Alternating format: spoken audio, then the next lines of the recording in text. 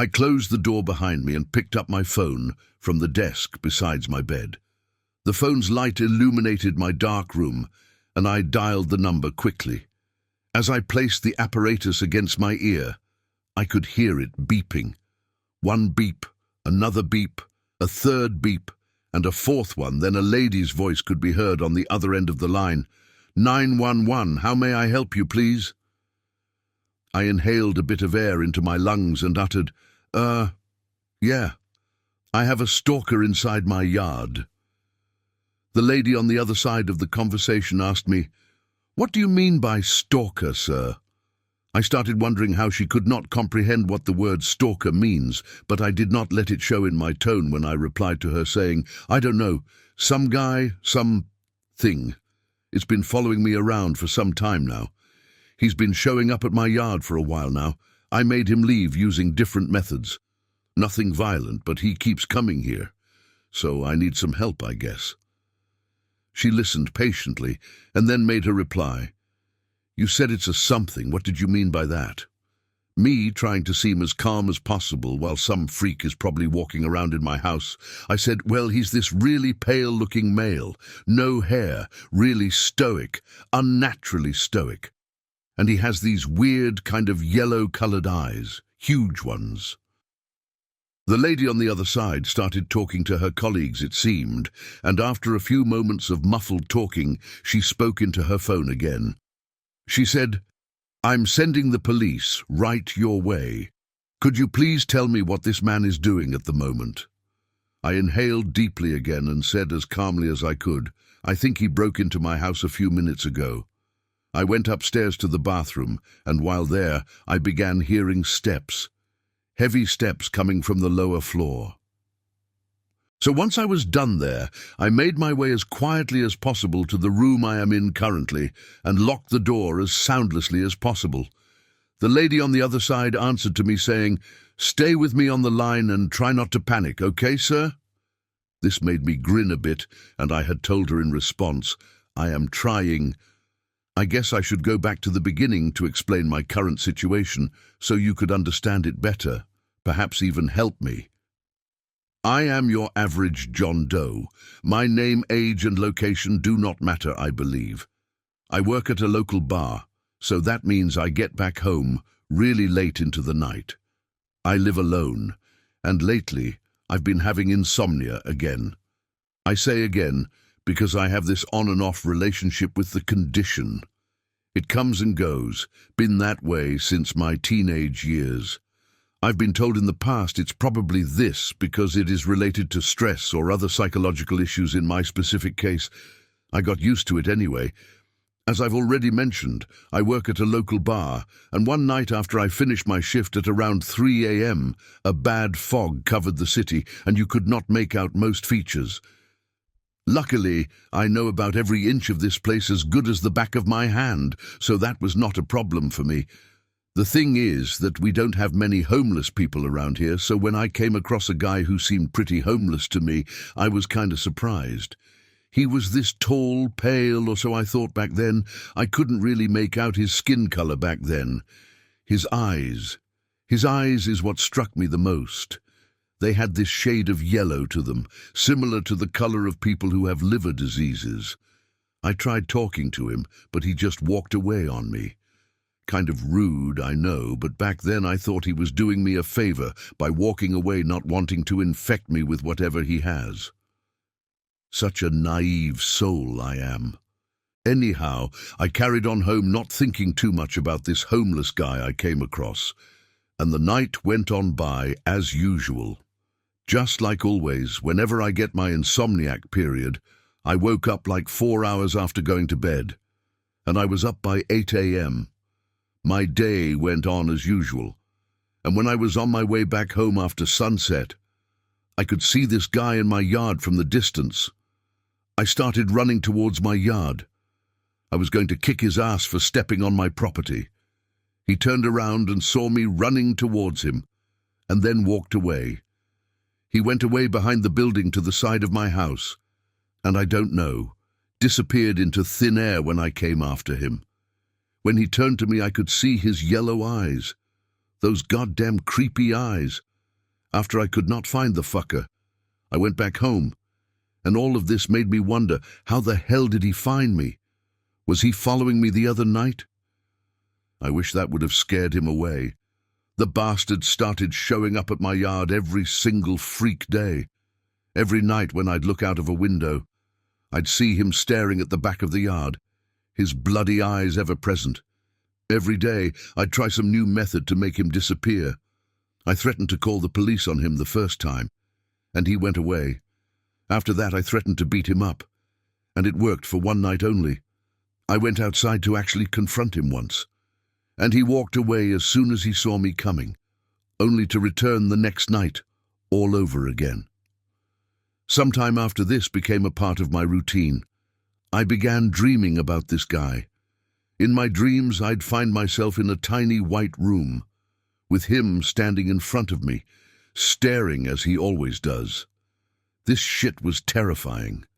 I would find myself dreading over what is going to happen in the dreams. I would constantly try to escape his gaze, but to no avail. Once the dread overcame the sense of my dream self, I would wake up in cold sweat, as if he had done something to me in the dream. He never did anything in those dreams. He'd only stand there and let his pupils follow my every movement. For the first few nights after being jolted awake by my nightly terrors, I would check my yard to see if he was there. He was always absent.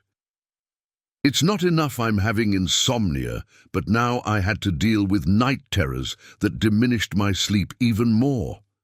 That was great.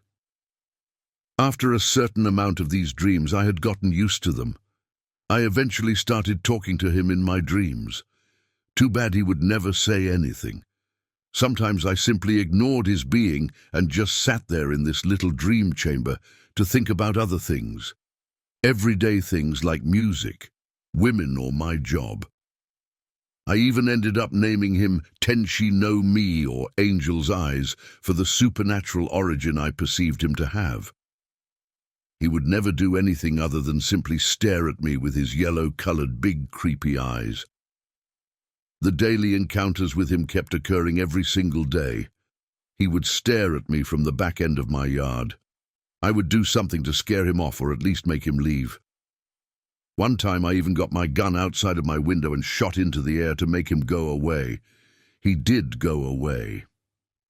Strangely enough, he showed no emotion at all. Not even a gun scared this fucker. He was truly some invincible, emotionless freak that wasn't scared of anything. At that point, I realized he kept leaving on his own accord, and not because he was afraid of me or anything. The insomnia did not help with the matter, as I rather began having distortions in my ability to perceive reality as it is. To put it simply, I would have kind of momentary hallucinations due to the inability to sleep properly. It started with me seeing my eyes as if they had the same yellow shade as my stalker one time when I looked at the mirror while washing my face in the morning. It turned into seeing a blur of his mug wherever there are yellow lights. Try imagining seeing a pale, emotionless figure levitating from a stoplight while you are driving. It's horrible. Whenever I walked past a white mannequin on the street, I would see his silhouette. I can't look at some of the street lights, those that emanate yellow light, because whenever I'd at a couple of these, I would see his mug. Whenever I looked at a reflective glass when it's dark, I saw my reflecting getting some of his features, the pale skin, and more notably, the big, yellow, creepy eyes. These bloody eyes of his would creep the shit out of any living being. That went on some time until today. Today was a special day. Like always, he'd show up at my yard and stare at my house. I tried to make him go away again by pretending to walk out on him with the gun in hand again. But once I opened the door, I saw him walk towards the house. This reaction surprised me so much, so that I went back inside hastily and locked the front door behind me. Thoughts began running through my brain. How is he not leaving? Why is he getting closer?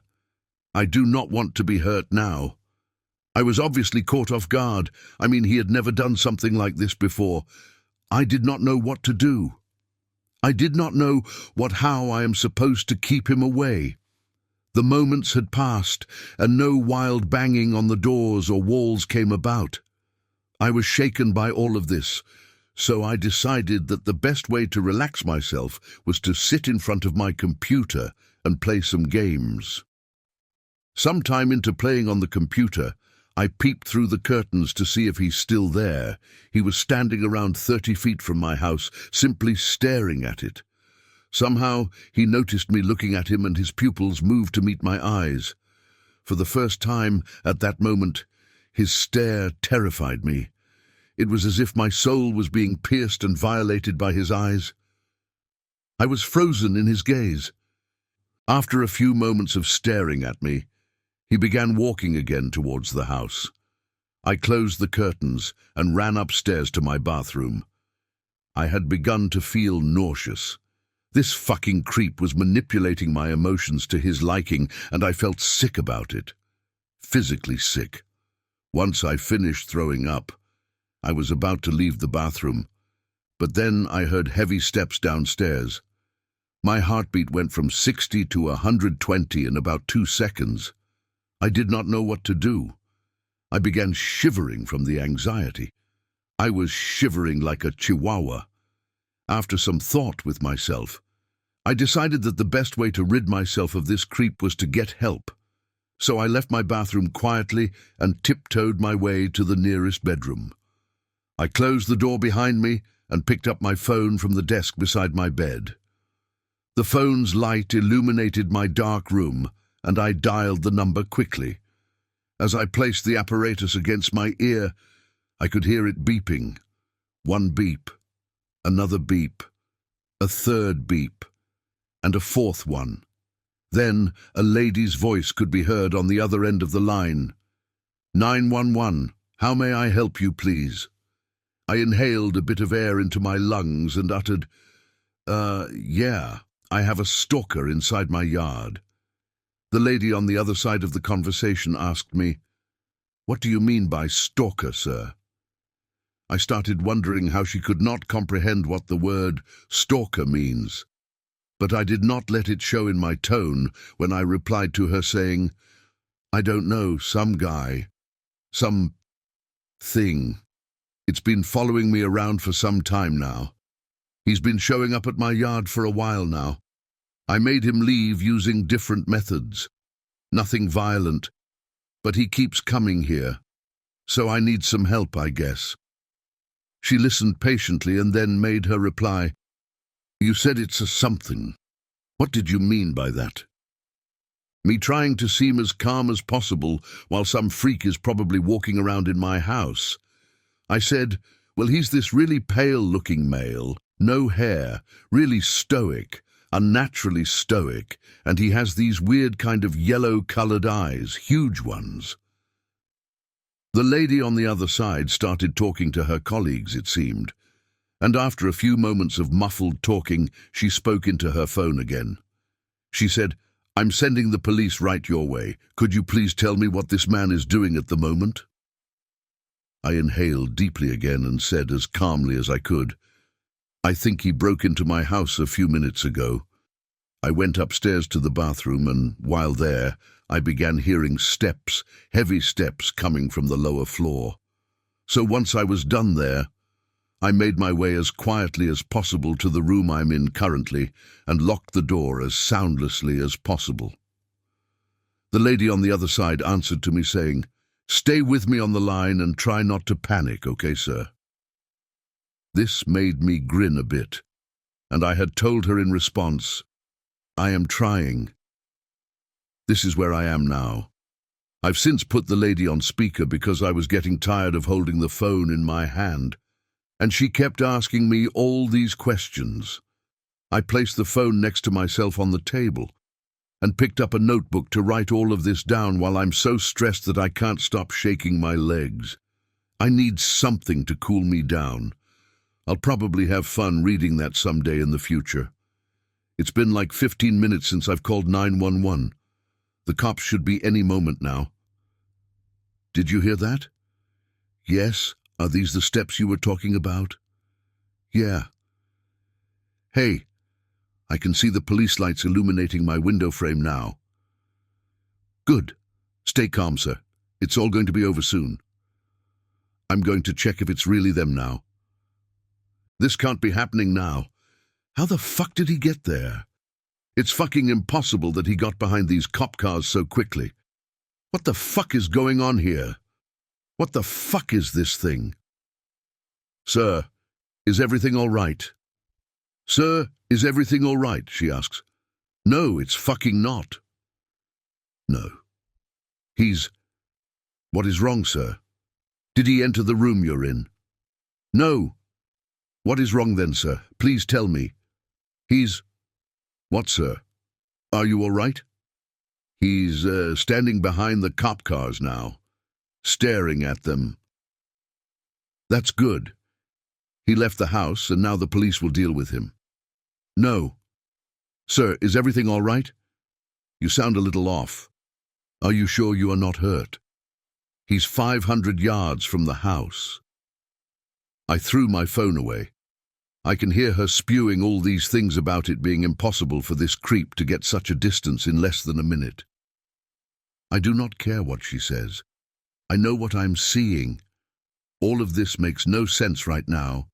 Not to me, and most definitely not to her. I'm not going to keep answering to them. He's their problem for the time being. I feel so tired suddenly. And there's a really sweet scent in here for some reason. I think I'm going to sleep now.